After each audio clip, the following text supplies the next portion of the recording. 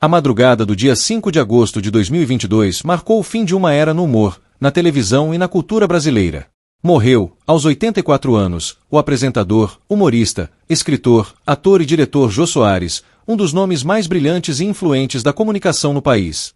A notícia, confirmada pelo Hospital Sírio-Libanês e divulgada pela ex-mulher Flávia Pedras, causou enorme comoção nacional, já que Jô não era apenas uma figura televisiva, ele era parte da história do Brasil. Apesar de sempre ter sido discreto sobre a vida pessoal e ainda mais reservado sobre questões de saúde, Jô enfrentava, nos últimos anos, uma série de complicações médicas decorrentes da idade. Ele já havia passado por internações anteriores, principalmente após 2020, quando a saúde começou a exigir cuidados mais constantes. Em julho de 2022, seu estado voltou a preocupar a família, e ele foi internado novamente no Hospital Sírio-Libanês, em São Paulo, para tratar de problemas respiratórios e uma infecção que acabou agravando seu quadro geral. Seus amigos relatam que, embora tivesse consciência da fragilidade física, ele mantinha o bom humor. Gostava de conversar sobre música, literatura, história e, sobretudo, sobre os bastidores da televisão, que ele conhecia melhor do que quase qualquer outro profissional do país. Muitos diziam que ouvir Jô falar era como assistir a uma verdadeira aula espontânea, cheia de histórias inéditas, reflexões e observações afiadas. Nos bastidores, Jô também cuidava cuidadosamente de seus arquivos pessoais. Ao longo da vida, havia acumulado centenas de roteiros, manuscritos, cadernos de anotações, fotos raras e lembranças de programas e peças teatrais. Já nos últimos meses, ele discutia com pessoas de confiança o destino desse material, deixando claro que desejava que parte desse acervo fosse preservada por instituições culturais, bibliotecas ou museus. Sua preocupação maior era que sua obra permanecesse acessível ao público e às futuras gerações.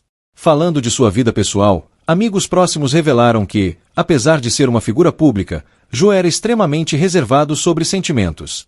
Não expressava dores emocionais com facilidade, preferindo se refugiar no trabalho e na escrita.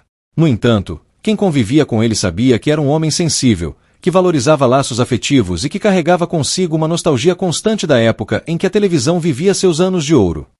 Nas conversas, relembrava técnicos de estúdio, colegas de elenco, produtores e profissionais que marcaram sua trajetória.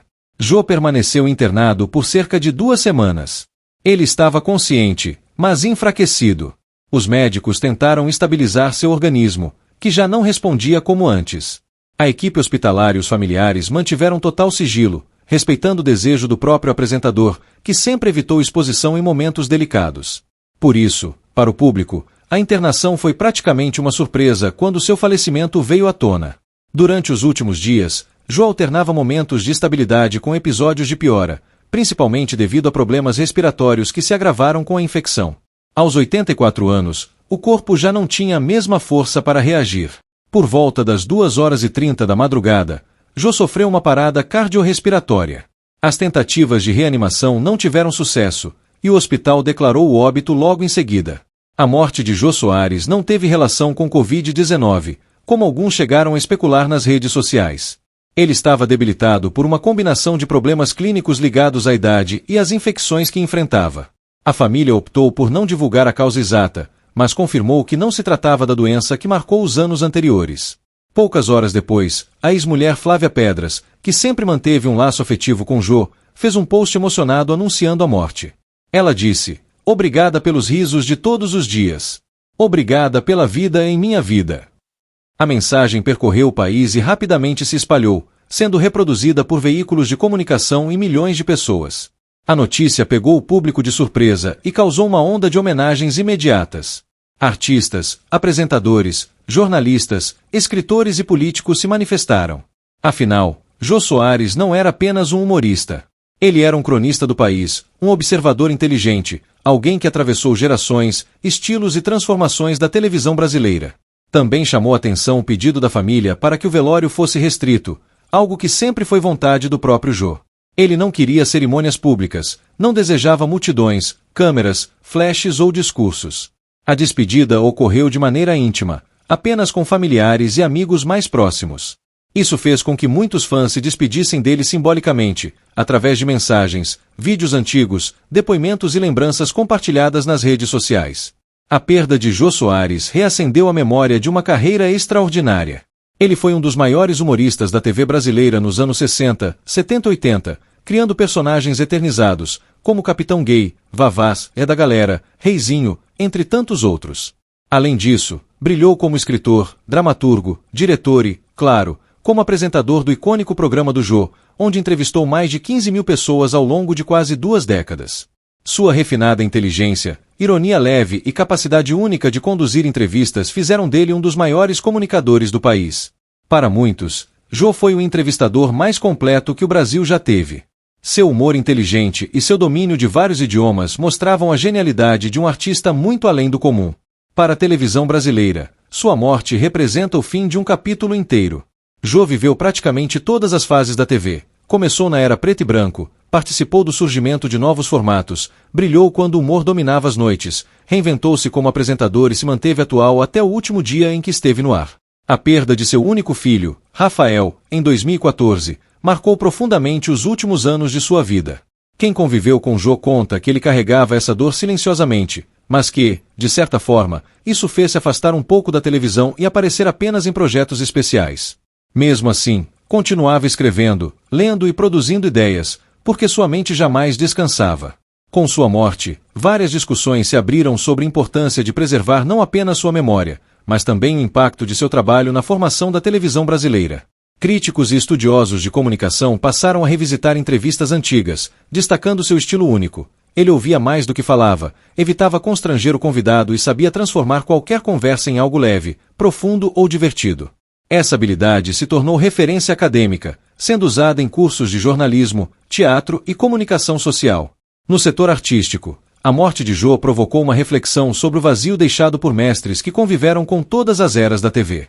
Ele representava uma ponte entre o passado e o presente, trabalhou em programas ao vivo, viveu a transição do humor ingênuo para o mais crítico, foi roteirista em tempos de censura e reinventou-se quando a televisão buscava novos formatos para sobreviver à era digital. A reação internacional também chamou a atenção. Vários veículos estrangeiros, especialmente de países onde Jô era conhecido por suas obras literárias e por entrevistas com artistas mundiais, publicaram notas sobre sua morte. Jornais de língua espanhola e inglesa o descreveram como um dos maiores entrevistadores da história da TV latino-americana.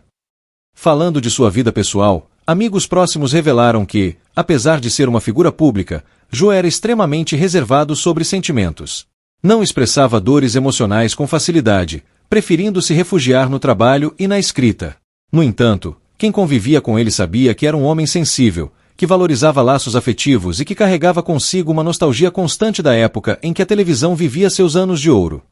Nas conversas, relembrava técnicos de estúdio, colegas de elenco, produtores e profissionais que marcaram sua trajetória. No campo literário, sua morte reavivou o interesse por seus romances. Livros como Xangô de Baker Street voltaram às listas de mais procurados, e especialistas destacaram que o talento de Jô como escritor se igualava ao de seu trabalho na TV. Ele tinha habilidade para construir narrativas detalhadas, misturando humor, suspense e crítica social, o que lhe rendeu reconhecimento fora do país. Na semana de sua morte, várias homenagens ocorreram em diferentes cidades brasileiras. Teatros projetaram seu nome em letreiros, emissoras exibiram programas especiais, rádios dedicaram horas a relembrar trilhas sonoras marcantes de sua carreira. Mesmo quem não acompanhava seus programas sentiu a partida de um símbolo cultural. Era como se o país tivesse perdido uma referência de inteligência e criatividade, algo cada vez mais raro na mídia atual. Durante dias, milhares de mensagens foram publicadas nas redes sociais relembrando entrevistas marcantes. Muitos citaram o episódio em que Jô entrevistou sua mãe ao vivo, outros revisitaram conversas emocionantes com Ayrton Senna, Hebe Camargo, Roberto Carlos, Tom Cavalcante e tantos outros. A internet também resgatou momentos de humor dos tempos do Viva o Gordo, mostrando às novas gerações quem ele foi antes de se tornar o grande entrevistador do país.